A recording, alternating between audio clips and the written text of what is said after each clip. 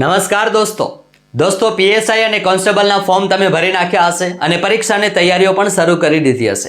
દોસ્તો આજે આપણે પીએસઆઈની પરીક્ષાનો સિલેબસ શું છે તેના વિશે ચર્ચા કરીશું અને પીએસઆઈની પરીક્ષા કે કોન્સ્ટેબલની પરીક્ષા અથવા તો કોઈ પણ સ્પર્ધાત્મક પરીક્ષા કઈ રીતે પાસ થઈ શકે એના વિશે આપણે થોડીક વાત કરીશું. તો દોસ્તો શરૂઆત કરીએ છીએ પીએસઆઈની પરીક્ષાના સિલેબસ વિશે. તમે જોઈ શકો છો કે પીએસઆઈની જે પરીક્ષા છે પોલીસ સબ ઇન્સ્પેક્ટર જે ટોટલ 2 સ્ટેજમાં લેવાની છે. 2 સ્ટેજ કયા કયા છે? સૌથી પહેલું સ્ટેજ છે એ તમારી ફિઝિકલ એક્ઝામ હશે. ફિઝિકલ એટલે કે રનિંગની એક્ઝામ હશે અને આ વખતે માત્ર ક્વોલિફાઈંગ છે એટલે કે તમારે માત્ર એ રનિંગ પૂરી કરવાની છે, એના કોઈ એક્સ્ટ્રા માર્ક્સ તમને મળવાના નથી. તો દોસ્તો તમને બધાને ખ્યાલ હશે કે ફિઝિકલ સ્ટેજમાં તમારે 5000 મીટર એટલે કે 5 કિલોમીટર 25 મિનિટમાં પૂરું કરવાનું હોય છે જે પુરુષ વ્યક્તિઓ છે એમના માટે. જ્યારે મહિલાઓ માટે 1600 મીટર 9.5 મિનિટમાં પૂરું કરવાનું હોય છે. જ્યારે જે એક સર્વિસમેન છે એ લોકોએ 2400 મીટર 12.5 મિનિટમાં પૂરું કરવાનું હોય છે. આપણે અહીંયા ફિઝિકલ એક્ઝામ વિશે વાત નથી કરતા.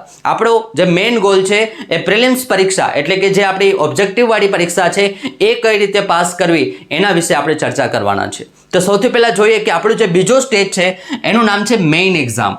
હવે આ જે મેઇન એક્ઝામ છે એ ટોટલ 300 માર્ક્સની લેવાની છે. મેઇન એક્ઝામ કેટલા માર્ક્સની હશે?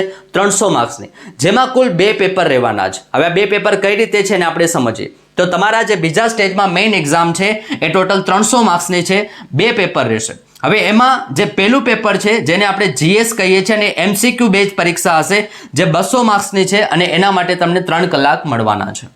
તો જેમ કીધું એમ કે મેઇન એક્ઝામ 300 માર્ક્સની છે, કુલ 2 પેપર હશે. એમાં પેપર 1 તમારું એમસીક્યુ બેઝ છે અને એ 200 માર્ક્સનું હશે અને 3 કલાકનો તમને સમય મળવાનો છે.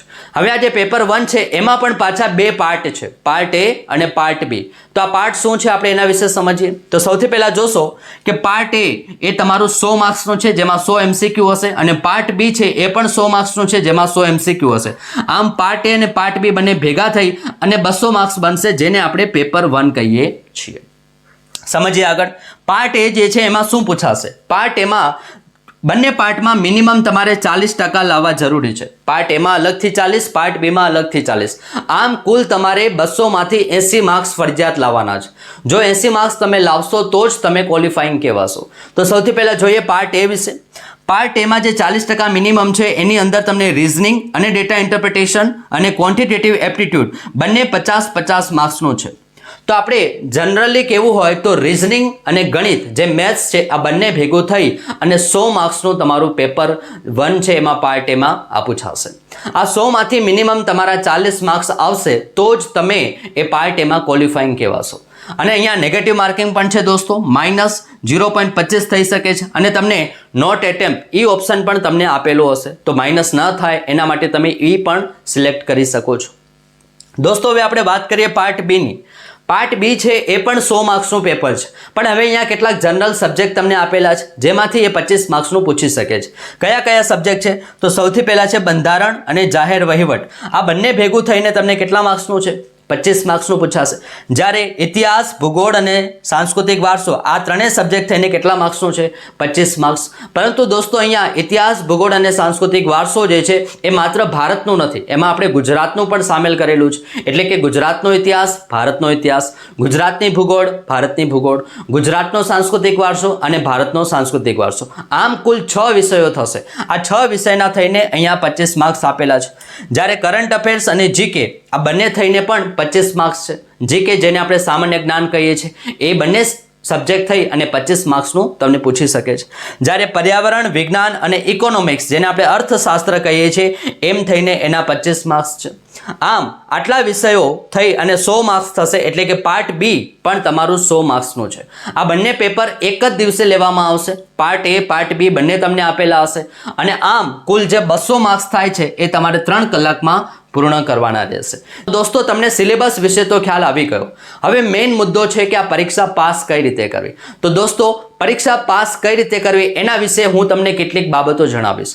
સૌથી પહેલી વસ્તુ કે કોઈ પણ પરીક્ષા પાસ કરવા માટે સૌથી પહેલા આપણી અંદર વિશ્વાસ હોવો જરૂરી છે. ઘણા લોકોને મનમાં પોતાની જાત ઉપર વિશ્વાસ જ નથી હોતો કે શું હું આ પરીક્ષા પાસ કરી શકીશ. તો દોસ્તો પરીક્ષા પાસ કરવાનું સૌથી પ્રથમ પગથિયું જે છે એ છે આત્મવિશ્વાસ. પોતાની જાત ઉપર વિશ્વાસ હોવો કે હું આ પરીક્ષા પાસ કરી શકીશ. ઘણા લોકો નાસીપાસ થઈ જતા હોય છે કે મને તો 10મામાં ગણિતમાં ફેલ થયો હતો, કે 12મામાં મારા સાવ ઓછા માર્ક્સ હતા, મને તો ગણિત બિલકુલ નથી આવડતું, આવા કોઈ જ નબળા વિચાર કરવાના નથી. તમને ભલે કાંઈ જ ના આવડતું હોય તો પણ તમે 0થી શરૂઆત કરી અને પરીક્ષા પાસ કરી શકો છો. ધેટ મીન્સ સૌથી પહેલો જે આપણું પગથિયું છે એ છે વિશ્વાસનો. પોતાની જાત ઉપર વિશ્વાસ રાખવો, આ સૌથી પહેલું પગથિયું છે. દોસ્તો, બીજું પગથિયું શું છે? બીજો પગથિયો છે મહેનત. તમને બધાને ખબર છે કે મહેનત કર્યા વગર ક્યારેય સફળતા મળવાની નથી. તો મહેનત તો કરવી જ પડશે, પણ હવે મહેનત કઈ રીતે કરવી એ સૌથી મોટો પ્રશ્ન છે. ઘણા વિદ્યાર્થીઓ 2-2, 3-3, 4-4 વર્ષથી પરીક્ષાની તૈયારી કરી રહ્યા હોય છે, પરંતુ સફળતા નથી મળતી હોતી. અને એ પોતાની ભૂલો જે કરે છે એમાંથી એ શીખતા પણ નથી. આપણે જે ભૂલો કરીએ છીએ એમાંથી શીખીએ તો સફળતા જરૂર મળશે. હવે અહીંયા મહેનત કરવાની જે વાત છે, તો હું અહીંયા તમને ક્યાંય એવું નથી કહેતો કે તમે 12-12 કલાક, 15-15 કલાક વાંચો, પરંતુ નિયમિતતા જરૂરી છે. જો તમે રેગ્યુલર અને નિયમિત વાંચન કરશો તો ચોક્કસથી તમને સફળતા મળશે. હવે સૌથી મોટો ક્વેશ્ચન એ થાય છે કે આપણે કઈ રીતે વાંચવું જોઈએ. તો એના માટેનો એક અલગથી વિડીયો બનાવીશ કે કયા વિષયમાં કઈ પુસ્તક વાંચવાની, કેવી રીતે વાંચવાની, નોટ કઈ રીતે બનાવી, આ બધા વિશે હું ડિટેલમાં કહીશ. પણ અત્યારે તમને જે 2 પગથિયા કહું છું એ કયા કયા છે? સૌથી પહેલા છે મહેનત અને એક છે વિશ્વાસ. આ બંને વસ્તુ તમારી પાસે હશે તો તમે કોઈ પણ પરીક્ષા પાસ કરી શકશો. અને જો તમારે બીજા કોઈ પણ પ્રશ્ન હોય તો નીચે કોમેન્ટ બોક્સમાં જરૂરથી લખજો. હું દરેક પ્રશ્નના આન્સર આપીશ. Thank you. ધન્યવાદ.